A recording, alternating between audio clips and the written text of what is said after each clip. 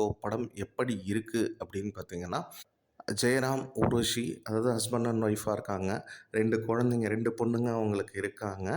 அப்போ வந்து அவங்க ஒரு மிடில் கிளாஸ் லைஃப்ப வாழும்போது, அதே பகுதிய சேர்ந்த சாண்டிங்கிற ஒரு ட்ரக் டீலர் வந்து அவரோட 2வது பொண்ண லவ் பண்றான். அவள எப்படியாவது கல்யாணம் பண்ணணும்னு இவங்க இந்த ஃபேமிலிக்கு வந்து ஒரு டார்ச்சர்ஸ் வந்து குடுத்துட்ருக்கான்.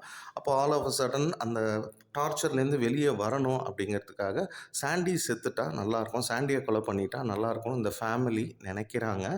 அதே பாயிண்ட்ல வந்து சாண்டி வந்து கொல்லப்பட்டு இறக்கப்படுறாரு. அப்போ அந்த கொலைக்கு இந்த ஃபேமிலிக்கும் ஏதாவது சம்மந்தம் இருக்கா? அதே மாரி அந்த இன்வெஸ்டிகேஷனுக்குள்ள போலீஸ் டீம் வராங்க. அவங்க இதன் பின்னாடி இருக்கக்கூடிய குற்றவாளிய கண்டுபிடிச்சாங்களா?